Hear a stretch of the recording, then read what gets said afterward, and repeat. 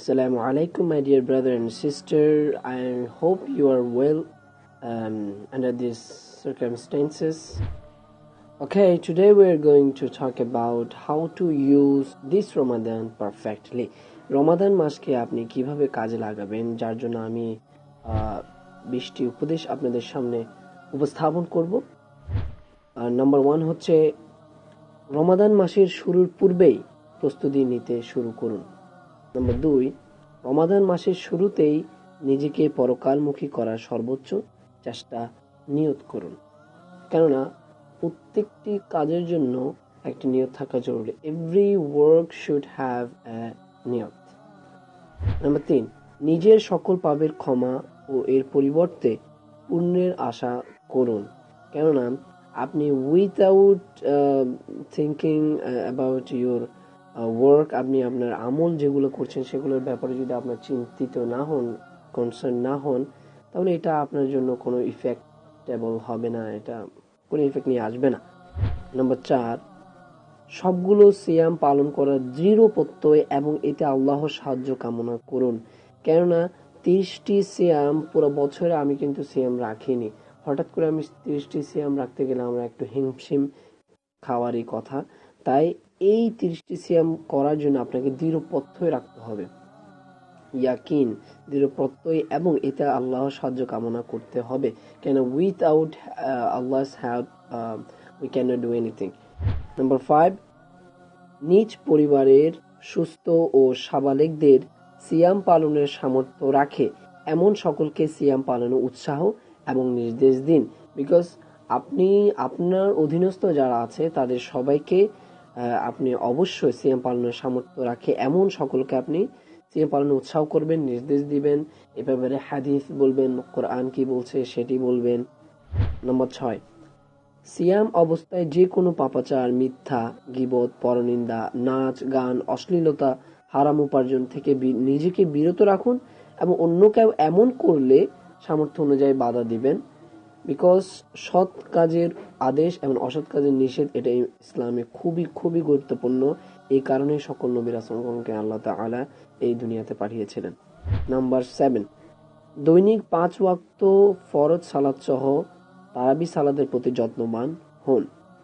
Number 8, নিজে সঠিকভাবে খুশু সহকারে সালাত আদায় করুন এবং অন্যকে এই বিষয়ে শিক্ষা দিন। দেখুন, আমরা যখন 5 ওয়াক্ত নামাজ পড়ি আমাদের সালাতে কিন্তু খুশু থাকে না, আমরা জাস্ট গেলাম, পড়লাম, রবটের মতো পড়ে শেষ করে দিলাম না। আমাদেরকে খুশু অনুযায়ী পড়তে হবে, আমাদেরকে সালাতে মনোযোগ দিতে হবে, আমাদেরকে আমরা যা যা পড়ছি, আমরা যে সূরাগুলো পড়ছি সেগুলোর ব্যাপারে অর্থগুলো আমাদেরকে জানতে হবে, চিন্তা করতে হবে। ঠিক আছে। নাম্বার 9, ভোর রাতে সেহরি খাবার প্রতি সচেষ্ট হন এবং অন্যদেরকেও স্মরণ করিয়ে দিন। নাম্বার 10, যথাসময়ে ইফতার করুন এবং অন্যদেরকেও আমন্ত্রণ করুন। নাম্বার 11, নিজের পরিবারের সদস্যের মধ্যে সৌহার্দ্যপূর্ণ আচরণ বজায় রাখুন এবং পরস্পরের প্রতি যত্নবান হন। কেননা আপনি যদি আপনার পরিবারের হক আদায় না করেন সেক্ষেত্রে আল্লাহ আপনার উপর নারাজ হতে পারে, এটা খুবই স্বাভাবিক। নাম্বার 12, প্রতিবেশীদের প্রতি যত্নবান হন এবং তাদের কোনো সমস্যা থাকলে তার সমাধানে এগিয়ে আসুন, এটি হচ্ছে প্রতিবেশীর হক। নাম্বার 13, পরিবারের বয়স্ক ব্যক্তিদের কাজে সাহায্য করুন, কেননা এতে আপনি আপনার ব্যক্তিত্ব প্রকাশ পাবে এবং তারা আপনাকে ভালোবাসবে। নাম্বার 14, পরিবারের ছোট বাচ্চাদের নৈতিক শিক্ষা দিন এবং তাদেরকে ইসলাম শিক্ষা দেওয়ার ব্যবস্থা করুন, কেননা তারাই ভবিষ্যৎ প্রজন্ম। নাম্বার 15, কোরআন শুদ্ধভাবে পড়তে শিখুন এবং বেশি বেশি পড়ুন। এই রমাদান মাস আপনার জন্য খুবই স্পেশাল, কারণ এই রমাদান মাসটা আপনি পেয়েছেন আর এইতে আল কোরআন নাজিল হয়েছে। সুতরাং এই মাসে যদি আপনি কোরআন খতম না দেন অথবা এই মাসে যদি আপনি কোরআন না শিখেন তাহলে এটি আপনার জন্য অনেকই দুর্ভাগ্য। নাম্বার 16, সামর্থ্য অনুযায়ী সর্বোচ্চ দানশীল হয়ে উঠুন এবং নিজেকে রিয়া অর্থাৎ লোক দেখানো আমল থেকে মুক্ত রাখুন। রিয়া থেকে কেন মুক্ত রাখবেন? বিকজ রিয়া হচ্ছে এক প্রকার শিরক, যা খুবই সূক্ষ্ম, যা দেখা যায় না, বোঝা যায় না।